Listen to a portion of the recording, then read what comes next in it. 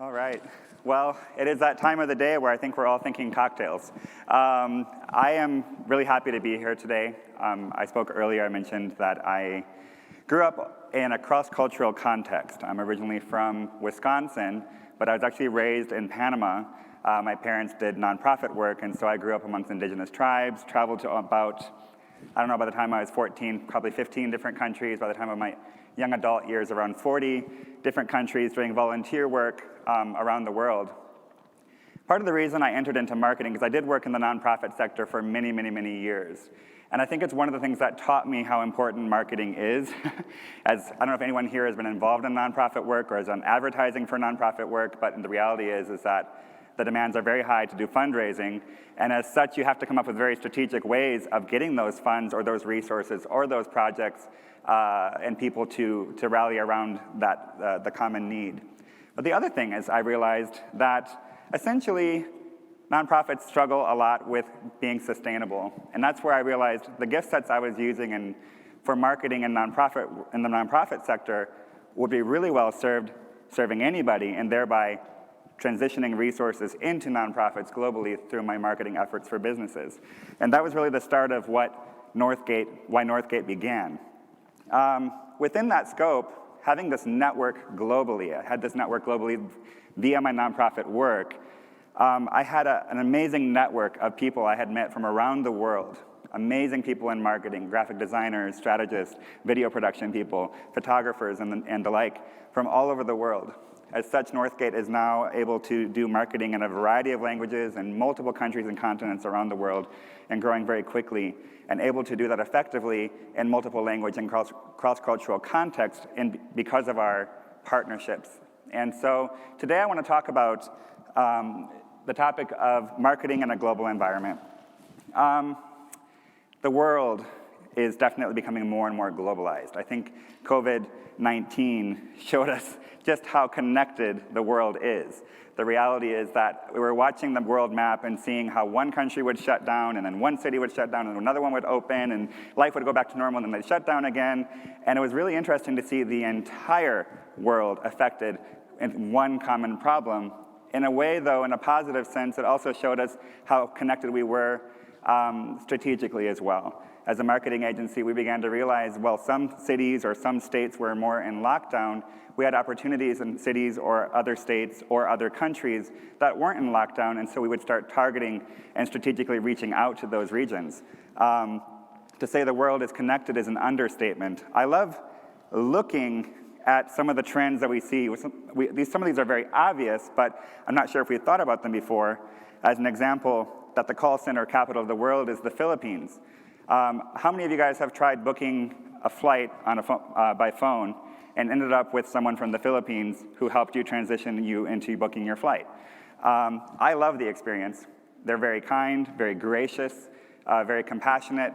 By comparison, I've had some very negative experiences here stateside where I get a phone call and they're like, "What do you want?" And so I love the gentleness of the Filipino culture. But today, the Philippines has transitioned into a global hub of over 1.1 million call center workers. It's enormous.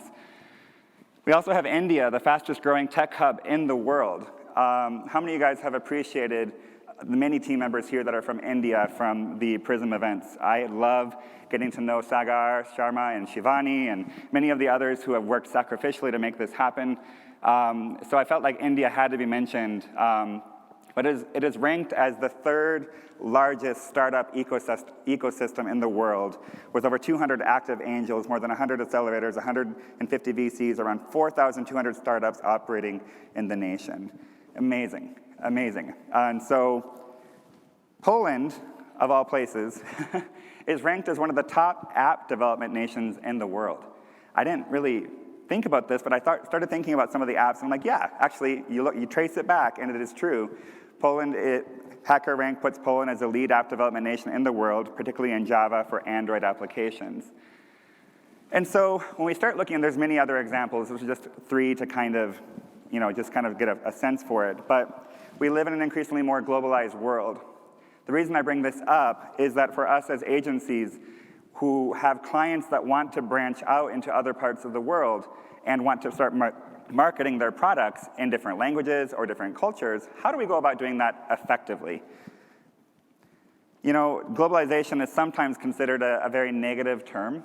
I don't actually consider it negative. There are some people like, oh, the world's getting more and more globalized. And I'm like, I'm happy for that. I love the fact that we get to connect with people from around the world. And we start to see that we start having more commonality while also getting to celebrate our differences. But when we start to see globalization, we realize that we can have more of a global cultural and economic and governmental integration. It's more easy for us to communicate. We start to have less barriers. We start to have less conflicts. Cultural conflicts, racial conflicts, and learn from each other. I've learned so much from interacting with people from other cultures, interacting with people from other experiences than my own. And it served me really well, and I think it's probably served many of us well here when we start looking at consumer psychology and what helps us be able to market something for someone who's different than us. Perhaps we don't have the same experience, perhaps we don't have the same background, but we can still learn to market something and be able to push that product forward in a way that the people who do want to use that product will really appreciate. So in a sense, we're already doing this cross-cultural contextualization regularly as marketers here. We're doing that all the time in our settings as we look at different industries. Perhaps as an agency, you're already functioning in different types of industries, and then maybe someone from the automotive industry approaches you, but you've been primarily doing, I don't know, retail or fashion, but then how can you start doing automotive? Well, the same process, understanding that demographic, understanding that market, contextualizing it, getting to know them. Strategic partnerships are very, very, very key. And I think that one of the things I've learned the hard way was that despite the fact that I did grow up cross-culturally and I'm fully bilingual in English and Spanish, and I'm basically consider myself Panamanian where I grew up, even though I'm not Panamanian, I'm still not Panamanian. I'm actually not from Panama, I'm from the US. And so even when I was doing marketing in Panama back in the day, I still had to ask a lot of questions, the right questions to people who were doing marketing locally. And I learned a lot of things from them in that regard, and understanding things that I didn't know that appealed to that demographic, appealed to the people of Panama. By the same token, I was able to bring in different ideas and different perspectives from the US perspective into marketing in Panama, which was able to enrich some of the clients that we were serving there in Panama as a result by combining our perspectives.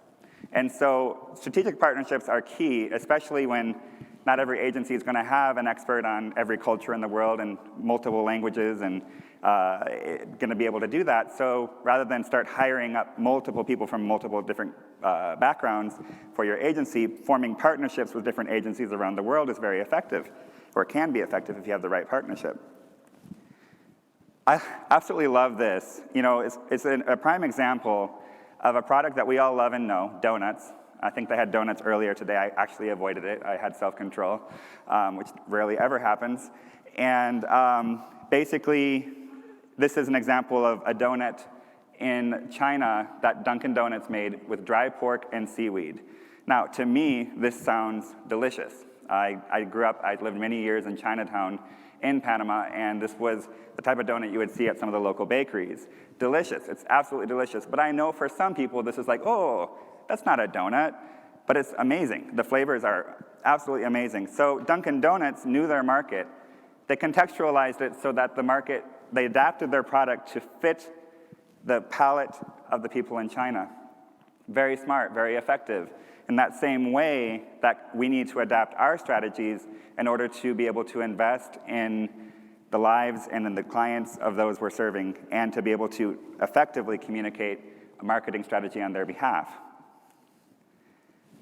Strategic global partnerships are key when it comes to localization, customization, consumer psychology, product price, placement, and promotion, language differences, values, business norms, religious beliefs, and holidays. I think that I said earlier, the best thing we can do is ask the right questions to the right people.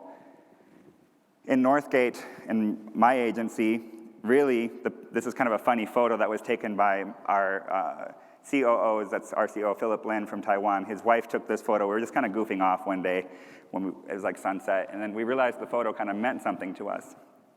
really as a partnership between me and Philip, a Taiwanese, really just a brilliant financial strategist, and our COO now, and myself, coming together, East meets West, to be able to start doing marketing globally. This partnership really made all the difference for me. It was the right person in the right moment at the right time to help us start as an agency, not only be able to do work in the US, but to be able to start branching out into Asia and begin to do marketing in multiple countries there. And it's been really exciting. But I know for a fact I would not have been able to do it without this guy. One of the things that really excited me the most about coming to this conference was the fact that there would be people coming from many agencies from around the world and other parts of the US and many different perspectives. And honestly, I was excited to learn, and am learning actually, and excited to network with anyone who is doing marketing in a different arena than what I'm doing, because I feel like there's always something new to learn. As a result, our team has progressed over time, and we have more and more diversity as we go forward, ranging from people from Indonesia, Panama, China, Mexico, Korea, Holland, and many more. It's been very exciting. Now, this is definitely a marketing conference, and when I talk about marketing, I can't help but talk about it from the nonprofit background a little bit, in that I think we all have an unprecedented opportunity as marketing agencies here to be able to give back to society, to give back in some shape or form. All of us here, we have the ability to get to know people really in the nitty-gritty of their lives. I don't know of any other industry where you really get to know people in as depth of a way as a whole as we do in marketing, where we get to meet with the owners who are, sweating and thinking and dreaming and nervous about their company, and we're able to talk with them and bring them through a process and a journey, a navigation of where we can take them to help them find their true north. It's an amazing opportunity to really get into the lives and relationships, but I also think we get a chance to meet people from many arenas of life. We get a chance to meet people in multiple spheres of society, in multiple states, in multiple industries, and so these networks are formed. And I think one of the highlights of my life has been able to see a need in one community, in one country around the world, where there's poverty, or there's a lack of clean water, or they don't have homes, and be able to connect, say, a construction company to them, or network someone who can help finance a project around the world. We have this ability to see and meet so many people, and this may be an odd thing to bring up in a marketing context, but I want to challenge everyone today. The world is connected, and the world has needs, and I think we have an amazing opportunity before us to make a difference. And all of us here have a story. All of us have a story of someone who came alongside of us and partnered with us and brought us to where we are today. And how much more can we do for someone else with just simply making the right connection, that network. And so this is not a very long topic I want to give, and this is certainly a topic that could go very, very, very, very long in terms of global marketing. But really, I just wanted to inspire everyone today to look at what you have in your hands, to look at the resources you have and the networks you do have, and start thinking about ways that you can start funneling resources and networks and connecting the right people to the right projects worldwide to make a difference. I was talking with Sagar Sharma several months ago before this was even started, and one of the things I told him was I was excited to come to this conference because I would love to be introduced to some projects in India where I could go and be able to give back and bring several of my clients and several of my resources and be able to go and just make a big difference in someone's life or a community's life. And so this is some food for thought, guys, just to think about how life is short. COVID taught us that really we don't know how much time we have in this world. Things can happen and change at any given moment, and let's make a difference. Let's use the tools we have. Let's use the abilities we have to make a difference. Maybe find a nonprofit somewhere in the world or here in the US and advocate for them pro bono in some shape or form. We have the ability to do this, and so let's do it. And I just wanted to see if there's any questions, but that was really my little soapbox talk. But if there's any questions, let me know.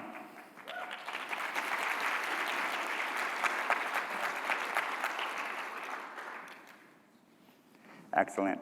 Well, I really appreciate the time. I think it's, oh, you do have a question. Sorry, it's really hard to see.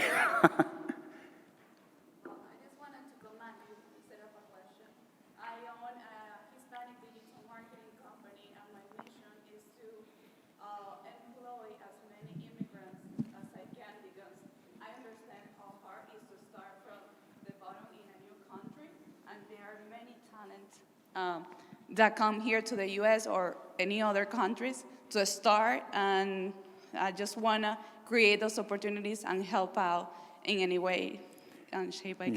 Yeah. Asombroso, me encanta.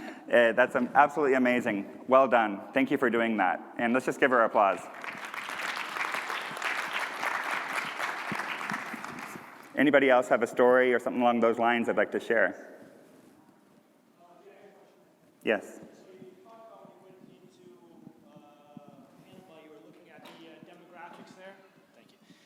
You talked about when you went into Panama, you went in and started studying the demographics to learn the area a little bit better. I work with local-based clients, so we have to do the same exact thing on each area and each new client that we bring in, depending where they are in the U.S. How do you go about really finding those niche aspects in the specific area so that you can use that in your marketing so the consumers can resonate with your approach? Absolutely. I think it's one of the things I've done in the past is I've brought several different 4 or 5 different people from different backgrounds from the same area and asked them the questions. What do you think your community is wanting? I can do some research from the external and try to understand it, but it was amazing to see a lot of it comes down to values. I can use an example of an advertising, a company that was trying to do shipping into Panama. Basically, it's like a FedEx type thing. Basically, their former marketing agency was marketing primarily to young people, but traditionally speaking in Panama, young people are still oftentimes, for many, many years, living with their parents to help support the family and to support their parents. And in many cases, it's not always matriarchal as a society, but it is semi-matriarchal in the sense that whatever mom says is the law. And so I said, I think we need to start marketing towards mothers as opposed to the young kids.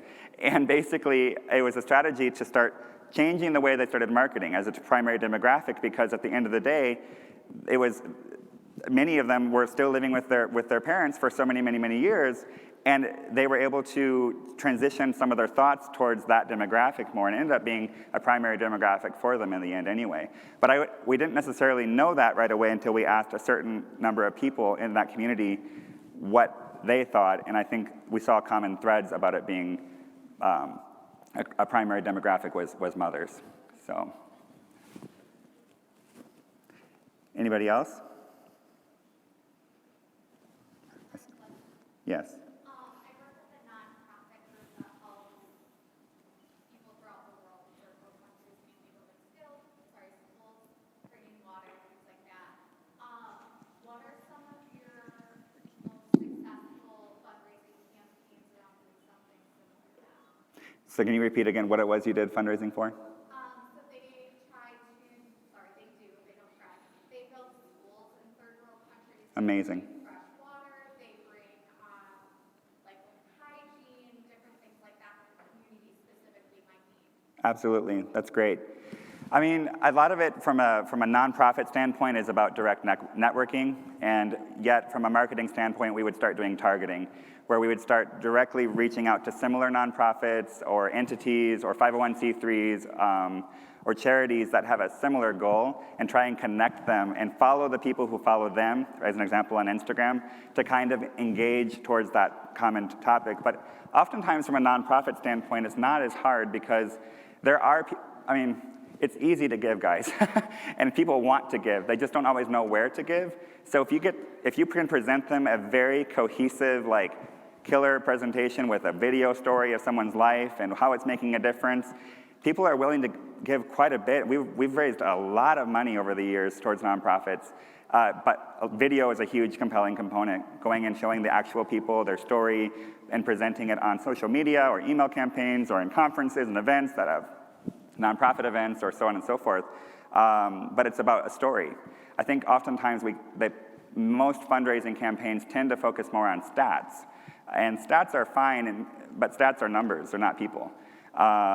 when you can share a compelling story with the stat, just even one person's life. I think during that panel earlier this morning, Faith was talking about that, how we can hear the story of one person, one perspective, and if it compels people, it can be viral. So I would definitely I would use stories as a compelling motivator for people to give, and it's very effective. I saw a hand in the corner back there, too. It's me, David. Oh, hi, Faith. Hi. So first I want to say bravo to you. I just love everything about you. I love everything of what you stand for. I love the call to action for each and every one of us as brands, as marketers in this room, to find ways to give will over mechanism. So can you share, from your experience, what's the simplest step forward that somebody who's a marketer who doesn't have a philanthropic bent to their business, maybe looking like a Tom's Shoes model or something of the like, and give us one little nugget that we can get out of here and start being in this Absolutely. way? Thank you. Great question. Thank you. You know, that's going to be different for every person. But I think all of us have something that has motivated us in the past. We've been moved by a story, a person we met, some situation, maybe some article we read, some conference we attended. I'm not even sure. There's so many examples. Rather than try to think, well, maybe we could give to this entity or whatever, think about something that already moves you, that you're already thinking about, because if you're going to actually have the commitment to make a difference, it should be towards something that you already care about. For example, my mother cares very, very, very much for orphans and children who don't have education. And she will work morning, day, and night to advocate for that. She's constantly pushing it. It's really the reason she's alive. She's living. It's like what she lives for. And we all have that. And there's so many different types of causes and needs. I think you just kind of think back into your memory bank. What are some things you're already connected to, you're already thinking of, or that you already care about, and then start thinking of ways to navigate through that. I think one of the things that we have done as well is we've talked about several of our clients actually taking them on a medical brigade. A lot of them aren't actually medical people. But to be able to we talked to several of them, would you be interested in joining us for a medical brigade in an indigenous village in Panama? And they're like, absolutely we would. We'd bring our employees, it would be a great trip, let's do it. And so that can be a great way to kind of inspire people towards action as well, is if they have an immersion experience in a context that's different from their own, that's life-altering and life-changing. And so there's many ways, but I would say start close to home. What do you already care about most? And then start thinking outside of the box in that regard. Anybody else? That's all the time we have. Thank you, guys. I really appreciate it.